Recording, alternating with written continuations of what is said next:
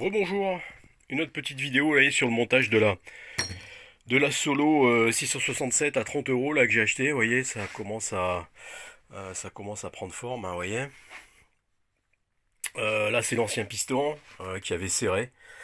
Euh, Il y a eu un serrage malheureusement, hein, sur la machine, hein, bien sûr. Pour 30 euros, fallait pas s'attendre à des miracles, hein, mais bon. Voilà, alors, bah, j'ai cassé les segments bien sûr en essayant de les démonter. Voilà, le serrage il a eu lieu ici. Vous voyez là j'ai molé, hein, parce que c'était pas bien beau, hein.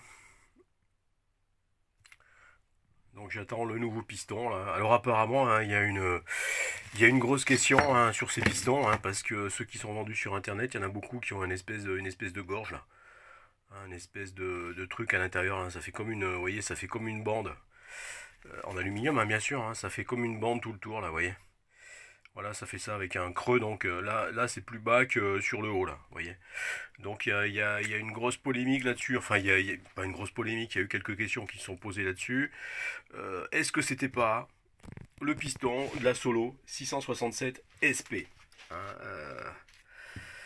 mais apparemment, il y aurait peut-être, hein, donc s'il y a ce fameux décalage, et ben on a moins de comment dire on a plus de volume, enfin je sais pas comment dire, on perd en performance, hein, parce qu'il y a un volume un peu perdu, hein, c'est ce qu'ils appellent un peu les volumes perdus là. Donc il serait un peu moins puissant, on aurait un peu moins de puissance, on se retrouverait un peu sur la puissance de la Solo 662. Mais ça reste à prouver, hein. Ça reste à prouver parce qu'il n'y a pas bien de documentation sur la 667 SP. La Solo 667 SP qui existe, mais dont on n'a pas vraiment réussi à trouver de documentation actuellement sur Internet. SP, hein, pour semi-professionnel. Celle-là, c'est une 667, donc ça serait professionnel, hein. Et voilà. Donc là, vous voyez, c'est mis en place. Vous voyez, avec le carbu, la pipe d'admission en plastique. Pipe d'admission en plastique, hein, il y a des joints, hein. Normalement, là, il y a un joint de l'autre côté qui est le même que celui-là.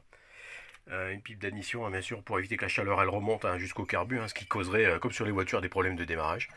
Et voilà, et là c'était le fameux piston qui avait serré aussi, hein, vous voyez, que j'ai passé au rodoir là, enfin avec un espèce de rodoir à l'intérieur. Donc je vais essayer de remettre un piston neuf. Ça vaut une trentaine d'euros, hein, avec les frais de port.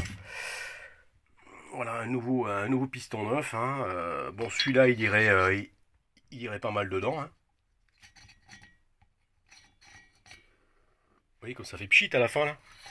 Quand on passe au-dessus des transferts là, ça fait pchit. L'air qui sort. Ça c'est pas mal ça. Par contre là, c'est vrai que maintenant j'ai passé le. Vous voyez, il y a un petit peu de jeu, hein. Il y a un petit peu de jeu en bas là. Après, je sais pas si le piston il descend si bas, hein. Je sais pas s'il descend si bas. Il descend peut-être pas si bas finalement. Faudrait regarder avec la bielle, hein. Vous voyez la bielle. Faire un vide-broquin, la bielle. Je sais pas jusqu'où il descend. Bon, mais je vais voir un petit peu si le jeu il est mieux avec l'autre piston. Je mettrai l'autre piston, hein.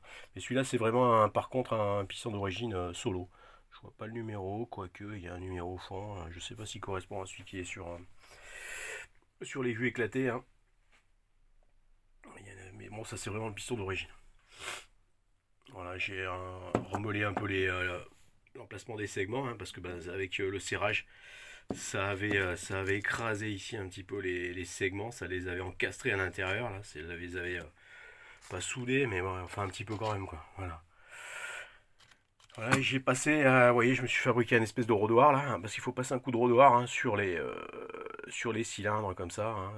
Une fois que vous avez fini d'enlever les rayures, il faut passer un coup de rodoir, vous voyez. Faire des petits allers-retours là comme ça. Donc j'ai essayé de me fabriquer un petit rodoir. Bon, c'est pas le meilleur, hein, vous verrez sur internet, il y en a qui existent. Il y en a qui existent, et qui sont un peu mieux que ceux-là. Qui sont un peu mieux que ceux-là. Voilà. Donc là, Donc c'est fait qu'une tige filetée et puis des rondelles. Le papier c'est du 100, hein. Il faudrait 100, 120. Là moi j'ai mis du 80. Mais voilà, et puis il faut faire des petits mouvements, faut pas aller trop vite, hein. Faut faire des petits mouvements avec la perceuse, là faut tourner. Faut faire des petits allers-retours pour faire des comment dire, des sillons qui sont comme ça en descendant, quoi, qui sont des petites rayures qui sont entrelacées comme ça un petit peu en hélice, hein. Voilà. Voilà le rôdoir, hein. J'en ai vu qui sont en bois.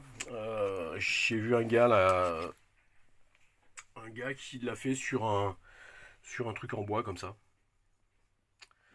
Comme j'ai pas la cycloche adéquate du bon diamètre ce week-end, j'ai fait avec ça. J'avais la bougeotte, j'ai pas voulu attendre lundi. Euh, Parce que l'autre il est dans ma voiture, dans mon camion. Voilà. Et puis là-dessus, le gars il met des, vous voyez, il met des petits papiers comme ça tout le tour. Il fait une croix, donc une croix avec quatre encoches. Voilà. Et puis tout le tour, il met des trucs comme ça, hein. Faut prévoir un jeu, hein, parce qu'il faut pouvoir que ça rentre dedans. Faut quand même que ça rentre dedans. Faut bien prévoir peut-être 5 mm. Je pense qu'il faut à peu près en diamètre, bien 5 mm en dessous du diamètre du cylindre. Ouais, celui-là, il rentrait pas du tout, hein, parce que j'ai fait ça à la scie sauteuse. Ça rentrait pas du tout dedans. Donc le gars, il fait après des encoches avec la scie là, et puis il met ça dedans. On peut aussi la coller, hein. On peut aussi la coller. Pour la coller, ben, il faut prendre de la colle super glue avec un petit peu de et mettre un petit fond de bicarbonate éventuellement si ça colle pas, avec un petit peu de bicarbonate ou deux types de colle, hein. Mais l'avantage de la super glue du bicarbonate, c'est que c'est instantané, hein. Contrairement à la colle époxy où il y a un délai, des fois il peut y avoir un délai aussi. Là c'est rapide, hein. Dès qu'on l'a mis en place, paf, instantanément ça tient avec le bicarbonate, hein. La colle s'infiltre dans le bicarbonate et ça colle. Voilà. Voilà, donc ça prend forme, ça prend forme. Voilà, je vous refais voir les côtés. Comment c'est fait au passage. Voilà la place de la bobine qui est là. Les cils en bloc aussi importants, hein, ils sont pas donnés ceux-là, hein. Ils sont pas donnés, pas facile à. Il y en a un qui est derrière là. Là c'est le filtre, le préfiltre. Le préfiltre d'admission, le carbu, vous voyez, c'est un carbu HDA 158. Plus petit que sur la Solo 170. Ça doit être un diamètre 19. Les autres, c'est après, au-dessus, c'est un diamètre 21 pour Solo 670, Solo 680, Solo 690 et Solo 603. 103 cm3 ou 100 cm3, voilà. C'est pas le même type de carbu. Ça c'est un Valbro. Voilà. Bonne journée. Au revoir.